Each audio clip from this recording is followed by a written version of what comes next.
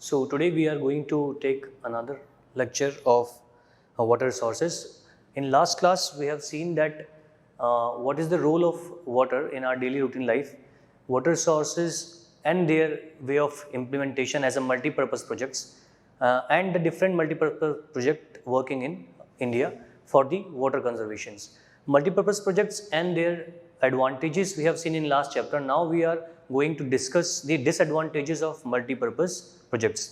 Multipurpose river valley projects में जो disadvantages हैं उसमें जो डिफरेंट प्रॉब्लम्स हैं उन्हें हम देखेंगे कि क्या प्रॉब्लम्स हैं अगर एक बड़ा मल्टीपर्पज़ प्रोजेक्ट कहीं भी कंस्ट्रक्ट किया जा रहा है या कहीं पर भी प्लान किया जा रहा है.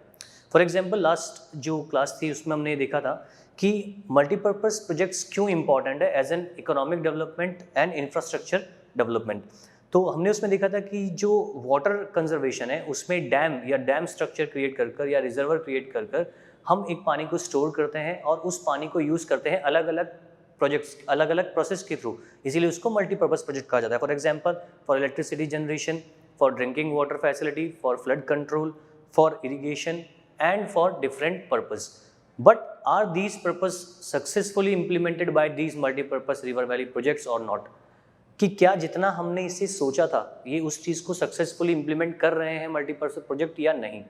कुछ डिसएडवांटेजेस जो हम आज डिस्कस कर रहे हैं उसमें सबसे पहले हम जो डिसएडवांटेजेस डिस्कस करेंगे वो है कि मल्टीपर्पस प्रोजेक्ट्स में जो डिसएडवांटेजेस हैं उनकी कैटेगरीज क्या हैं. फॉर एग्जांपल हम इनको एक छोटे से चार्ट के थ्रू समझेंगे कि जो सबसे पहला मल्टीपर्पस रिवर प्रोजेक्ट्स के डिसएडवांटेजेस हैं उसमें हम बात करेंगे एक्सेसिव सेडिमेंटेशन की.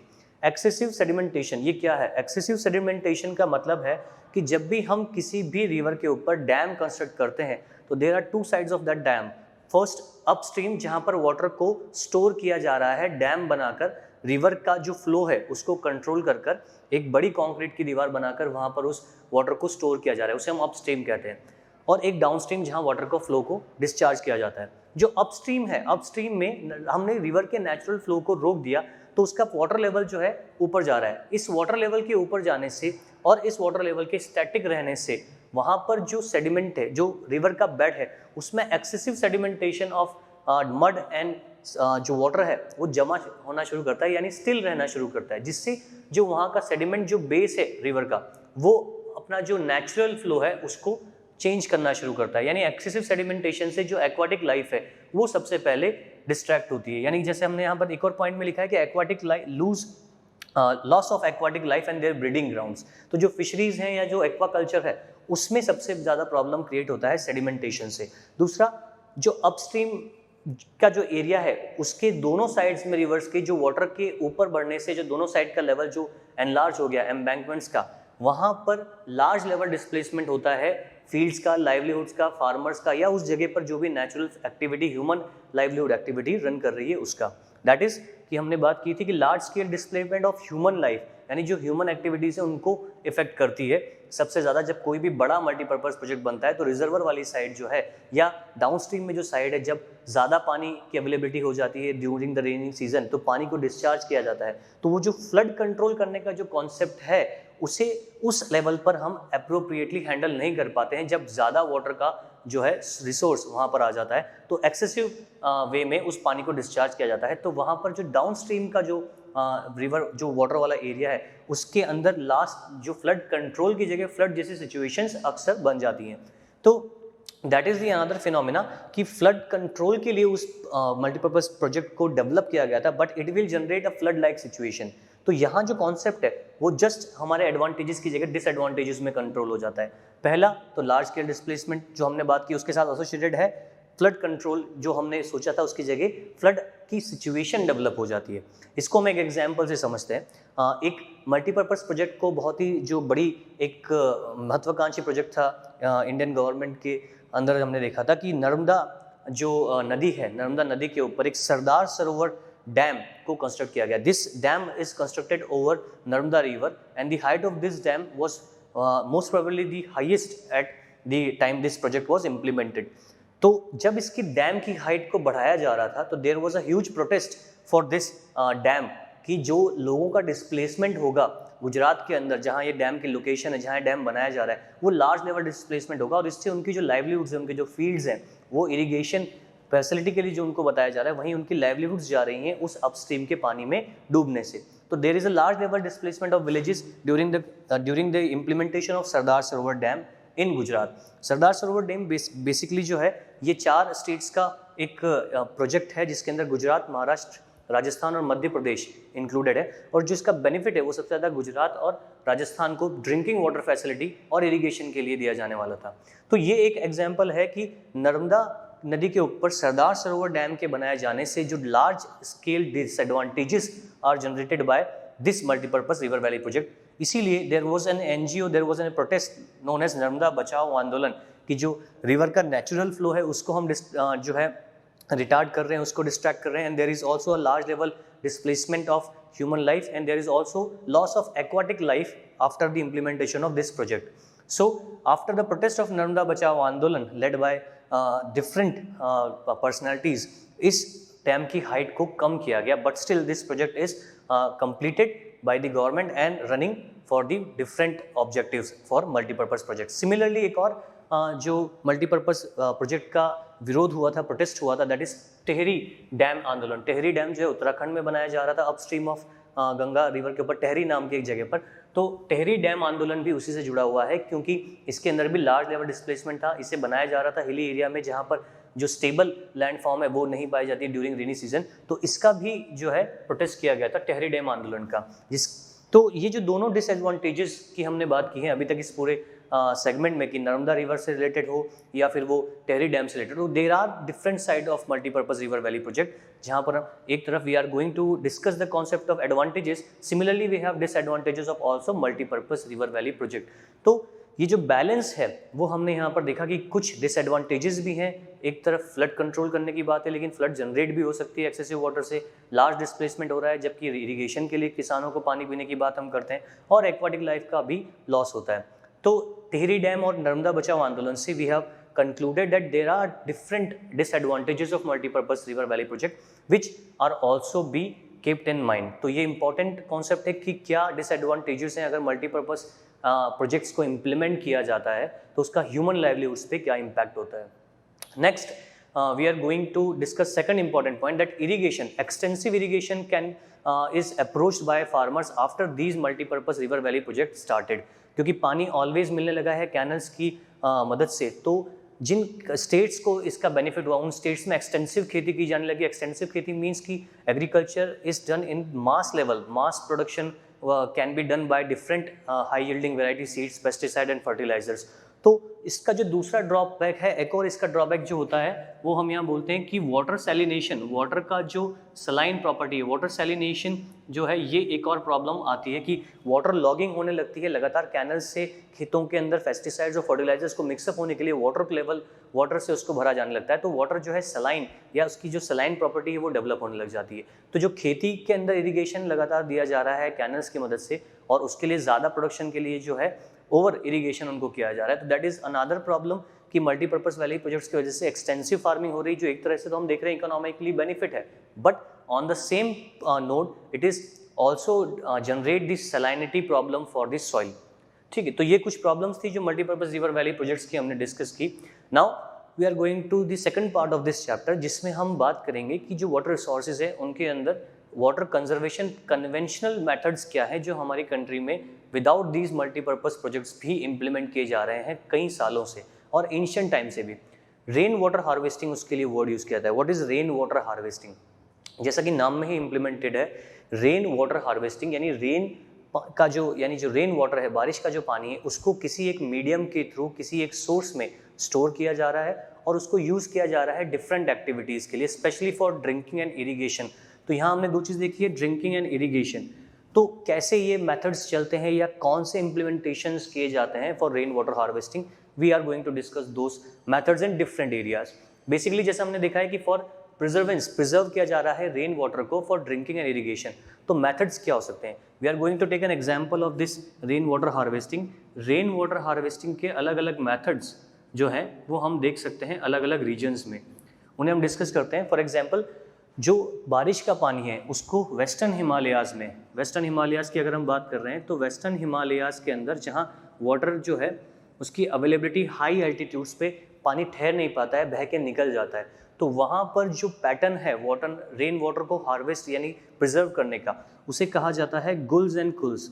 दीज गुल्स एंड कुल्स बेसिकली होते क्या हैं, ये गुल्स एंड कुल्स जो हैं दीज आर सर्कुलर और रेक्टेंगुलर स्पेस जो क्रिएट किया जाता है लैंड के ऊपर, फ्लैट लैंड के ऊपर, जहाँ बारिश का पानी स्टोर किया जा सकता है। तो दीज आर बेसिकली सर्कुलर हम इनको टैंक्स बोल सकते हैं, सर्कुलर ओपन टैंक्स जिनको हम बोल सकते हैं, यानी these are not pack tanks जो हम देखते हैं, जैसे कि जो कुआं होता है वो गाँव में बनाए जाते हैं, कुएँ गहराई तक उनको खोदा जाता है, पीने का पानी यूज़ किया जाता है। ऐसे ही गुल्स एंड कुल्स जो है ये सर्कुलर टैंक्स होते हैं जो हिमालयन एरिया में, स्पेशली वेस्टर्न हिमालयाज़ की हम बात कर रहे हैं, यानी कि जो हिमाचल है या जो ऊपर हाइट वाले एरियाज़ जहाँ पानी पीने को स्टोर किया जाता है, तो वहाँ पर फर्स्ट जो बारिश होती है उसमें गुल्स एंड कुल्स को यूज़ किया जाता है। सर्कुलर टैंक्स, ओपन टैंक्स, मतलब टैंक की हाइट ज़्यादा नहीं होती लेकिन उसको एक ओपन ग्राउंडेड लाइक अ लेक खोद के रखा जाता है जिसमें पानी को स्टोर किया जाता है। बाद में इस वाटर को इरीगेशन के लिए चैनल्स के थ्रू जो है खेतों में यूज़ किया जाता है। तो this is also a technique of in western Himalaya. Similarly अगर बात करें जो राजस्थान के अंदर हम जाते हैं तो राजस्थान के अंदर भी कुछ रेन वाटर हार्वेस्टिंग टेक्निक्स होती हैं। राजस्थान जैसा कि पता है कि एक ड्राई रीजन है, it's a dry region, semi arid शुष्क ये जगह है, टेम्परेचर ज़्यादा होता है, पानी का सोर्स कम है, availability of reverse western side जो राजस्थान में है वो बहुत कम है। तो राजस्थान के अंदर भी जो रेन वाटर हार्वेस्टिंग है उसको specially roof top rain water harvesting कहते हैं। तो ये जो राजस्थान है इसके अंदर roof top rain water harvesting जो है इसको किया जाता है स्पेशली फॉर ड्रिंकिंग वाटर। तो इसके अंदर क्या होते हैं, बड़े बड़े टैंक्स जो हैं या टैंकर जिनको हम बोलते हैं, उनको जो हाउस हैं उसके नीचे अंडरग्राउंड हाउस टैंक्स बनाए जाते हैं। जैसे कि रूफ टॉप बोल रहे हैं तो रूफ टॉप का मीन्स कि जो घर की छतें हैं उन्हें फ्लैट बनाया जाता है। इन फ्लैट रूफ्स पे पाइप कनेक्टिविटी के थ्रू पाइप से अंडरग्राउंड वाटर जो है उसको स्टोर किया जाता है स्पेशली ड्रिंकिंग पर्पस। फर्स्ट जो वाटर होता है फर्स्ट रेन का उसको छोड़ दिया जाता है for cleaning purpose. Then second जो वाटर जनरेशन है रेनफॉल का on whole rainy season, this water is stored in underground chambers और वहाँ से इसको प्योर पानी की फॉर्म में यूज़ किया जाता है। तो राजस्थान के अंदर जैसे roof top rain water harvesting is an important concept. This concept is useful for very important purpose कि जो राजस्थान है वहाँ पानी की वैसे ही बहुत कमी है, तो ये सबसे फ्रेश सोर्स है ड्रिंकिंग वाटर का, इसीलिए इसे पालार पानी भी कहा जाता है। Palar pani in local language is known as the fresh and natural source of water. Palar पानी को हम यहाँ बात करें तो ये सबसे फ्रेश सोर्स ऑफ वाटर होता है जो रूफटॉप रेन वाटर हार्वेस्टिंग के साथ किया जाता है। सिमिलरली अगर बात करें कि जो और डिफरेंट मेथड्स हैं स्पेशली फॉर इरिगेशंस, अगर राजस्थान के अंदर ही हम इसको आगे कनेक्टिविटी बनाएं तो जोहाड़ एंड खादिन्स जो है ये एक और पर्पज़ होता है इसका, स्पेशली जो ड्राई रीजन्स हैं, semi arid and arid region जैसे बीकानेर, फलौदी, जैसलमेर जो एरिया है, यहाँ पर बड़े बड़े तालाब जो है उन्हें खोदा जाता है, खोद के छोड़ दिया जाता है वाटर, उससे सॉइल दो बेनिफिट होते हैं। देयर इज जो फर्स्ट रेन वाटर होता है उस रेन वाटर हार्वेस्टिंग के साथ जो एक हमने देखा रूफ टॉप वो तो हो गया ड्रिंकिंग पर्पस के लिए, बाकी जोहाड़ एंड खादिन्स जो है ये लार्ज सर्कुलर और रेक्टेंगुलर एरियाज क्रिएट किए जाते हैं, इसमें पानी स्टोर होता है और इस स्टोर्ड पानी को 2 से 4 महीनों के लिए इरिगेशन या फसलों के सीजन में फसल के पानी के लिए इस्तेमाल किया जाता है, या जानवरों के जो डोमेस्टिक एनिमल्स हैं उनके पीने के लिए भी इनको इस्तेमाल किया जाता है, क्योंकि जितना भी सीजन में पानी आया है उसको यूज़ कर सकते हैं। सिमिलरली बंगाल के अंदर की अगर हम बात करें कि वेस्ट बंगाल में, तो वेस्ट बंगाल का जो एरिया है, बंगाल में इनंडेशन चैनल्स यानी कि जो बारिश का जो पानी है हाइट्स पे इनंडेशन चैनल्स बोलते हैं, जहाँ पानी से डुबाकर एक हाइट पे एक पर्टिकुलर हाइट के साथ जो है एक लो चैनल बनाया जाता है, एक हाइट चैनल बनाया जाता है। उस लो हाई चैनल के अंदर वाटर को स्टोर करके नीचे वाले चैनल्स में लाया जाता है फॉर स्पेशली फॉर इरिगेशंस। तो ये जो सारे मेथड्स हैं, इनंडेशन चैनल की बात करें अगर बंगाल की, या राजस्थान के अंदर रूफटॉप रेन वाटर हार्वेस्टिंग की बात करें, या फिर हम बात करें वेस्टर्न हिमालयाज में गुल्स एंड कुल्स की, सर्कुलर टैंक्स की, these all methods are generated for special purpose for rooftop rain water harvesting. अगर हम इसकी बात करें कि बहुत पहले से ये मेथड्स यूज़ किए जा रहे हैं, तो इसमें और कुछ सिमिलर एग्जांपल्स हैं। फॉर एग्जांपल मेघालय में रूफटॉप रेन वाटर हार्वेस्टिंग को परफॉर्म किया जाता है। Still the Meghalaya is the state, वहाँ पर मसनीरा में चिरापुंजी जैसा एक ब्रॉड ऑल डे रेनफॉल जैसा फिनोमिना हम वहाँ देखते हैं, हर दिन बारिश होती है, बहुत ज़्यादा बारिश होती है। एनुअल प्रेसिपिटेशन वर्ल्ड से सबसे ज़्यादा मेघालय में आता है। बट स्टिल जो वाटर है वो रन ऑफ हो जाता है क्योंकि हाई टेरेन पे मेघालय है, सारा पानी बह के निकल जाता है। दैट इज़ द रीज़न कि वहाँ पर भी roof top rain water harvesting को प्रैक्टिस की जाती है। सिमिलरली अगर हम बात करें कि जो तमिलनाडु है, Tamil Nadu is the only state जिसने roof top rain water harvesting के कॉन्सेप्ट को डेवलप किया है। तो ये जो roof top rain water harvesting को उन्होंने अपनी पॉलिसी के अंदर इंप्लीमेंट किया है कि हर घर के अंदर roof top rain water harvesting का जो सिस्टम है कि घर के ऊपर फ्लैट छत बनाकर उससे पाइप्स कनेक्टेड करके और अंडरग्राउंड वाटर को स्टोर किया जाए और उसको पीने के लिए इस्तेमाल किया जाए, वो उसने सबसे पहले इम्प्लीमेंट किया है।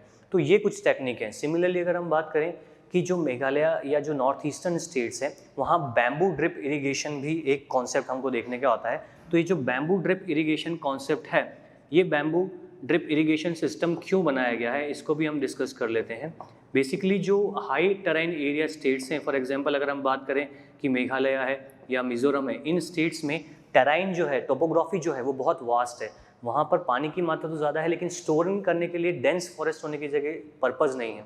इसीलिए इरिगेशन को स्टोर करने के लिए बैम्बू स्टिक्स को यूज़ करता है। बैम्बू जो कि एक ट्री नहीं है, ग्रास की इसको फॉर्म में हम देखते हैं, तो उसके जो पाइप जो होता है, बैम्बू का जो तना जो होता है, उसको दो फोर्स में काट कर, अगर इसको हम बात करेंगे जो एक बैम्बू का जो एक अगर हम स्ट्रक्चर देखते हैं तो उसके अंदर उसके जो दो चैनल्स को डिवाइड किया जाता है और इसको ओपन करके इसको as a medium of as a bridge use किया जाता है ड्रिप इरिगेशन के लिए भी, होल करके, या फिर पानी को एक जगह से दूसरी जगह पहुंचाने के लिए भी खेतों में। तो इससे वाटर का जो सोर्स है वो बहुत लिमिटेड वे में यूज़ होता है, वाटर ज़्यादा वेस्ट नहीं होता है इरिगेशन में या खेती में। तो bamboo drip irrigation is also useful for different irrigation facilities in north eastern state. तो जैसा कि हमने देखा कि जो भी ये सिस्टम है, these are very large systems for ancient और traditional pattern of water harvestings. जैसा कि हमने बात की गुल्स एंड कुल्स या जोहाड़ एंड खादिन्स की अगर बात करें, बीकानेर और फलौदी, वो ये फलौदी और बीकानेर जो जगह हैं यहाँ पर बेसिकली जो हम देख रहे हैं कि रूफटॉप रेन वाटर हार्वेस्टिंग को कंपल्सरीली हर घर में परफॉर्म किया जाता है। हर घर के अंदर जो चैनल्स के थ्रू, पाइप्स के थ्रू पानी नीचे स्टोर किया जाता है। कई बार इन रूम्स से अंडरग्राउंड रूम्स बनाए जाते हैं जो गर्मी में उस वाटर का जो जिस रूम में वाटर है उसकी ठंडक से पास वाले रूम को भी ठंडा किया जा सके। तो इस तरीके जो कन्वेंशनल मेथड्स हैं वो वाटर रिसोर्सेज, वाटर हार्वेस्टिंग के लिए बहुत फ्रूटफुल साबित हुए हैं। अब तो हालांकि राजस्थान के अंदर there are less practice of these type of concept, but still there are some states which are implementing these projects on these conventional type of projects in rainwater harvesting. Similarly, अगर हम यहाँ बात करें कि जोहाड़ और khadins are also conventional methods, very successful ratio है इनका। अगर बात करें लॉन्ग टर्म में वाटर को यूज़ करने के लिए, अगर एक रेनफॉल वाले सीजन के बाद आप देखेंगे 2 से ढाई महीने का एक लंबा स्ट्रेच होता है, उसमें इरिगेशन के लिए एक पूरे सीजन के लिए जो है वाटर अवेलेबल होता है और इससे कन्वेंशनल मेथड में कोई भी एक्सेसिव सेडिमेंटेशन नहीं है या इससे किसी भी तरीके की जो मल्टीपर्पज़ रिवर वैली प्रोजेक्ट में हम देखते हैं वैसी कोई प्रॉब्लम यहाँ पर जनरेट होने को नहीं मिलती है। तो ये कुछ कन्वेंशनल मेथड्स हैं, कुछ कन्वेंशनल चीज़ें हैं जो हमने देखी। बैम्बू ड्रिप इरिगेशन एक इंपॉर्टेंट कॉन्सेप्ट है जो बहुत सालों से यूज़ किया जा रहा है। इस तरीके के कन्वेंशनल मेथड से अगर हम फॉर एन एग्जांपल अगर हम बात करें, जैसे कि मेघालय के रूफटॉप रेन वाटर की हमने बात की, तो वहाँ पर इस तरीके का डेटाबेस पाया गया है कि इस प्रोसेस से लोगों ने कई बार 50,000 लीटर तक के पानी को स्टोर किया है। तो there is a huge change in these two methods कि for at one side we are implementing big projects and there are less chances for their success ratio and there are disadvantages also for their projects। वहीं हम देख रहे हैं कि जो conventional methods हैं जो अलग अलग स्टेट्स में अलग अलग जगहों पर यूज़ किए जा रहे हैं, those are very fruitful in implementing the water, implementing as a water resource. तो there are huge questions asked on this concept कि what are bulls and culls and what are their implementation strategy and why they are useful for water resources. What is rooftop rainwater harvesting? Which state has implemented rooftop rainwater harvesting? Like Tamil Nadu की हमने बात की थी जो कि पहला state है जिसने rooftop rainwater harvesting को इम्प्लीमेंट किया है। जोहाड़ एंड खादिन्स कहाँ पाए जाते हैं? जैसलमेर में या बीकानेर का जो ड्राई रीजन है राजस्थान का, उस एरिया में रूफटॉप रेन वाटर हार्वेस्टिंग का सिस्टम जो है वो पाया जाता है। All these concepts are collaborative known as conventional methods for development of rain water harvesting techniques. तो इस पूरे चैप्टर में जो हमने मेथड्स पढ़े उसमें फर्स्ट सेक्शन में मल्टीपर्पज़ प्रोजेक्ट्स और उनका यूटिलाइजेशन था। सेकंड सेक्शन में रेन वाटर हार्वेस्टिंग क्यों ज़रूरी है, तो हमने देखा कि फ्रेश वाटर को स्टोर करने का जो कॉन्सेप्ट है वो यहाँ से निकल के आता है। Okay, thank you.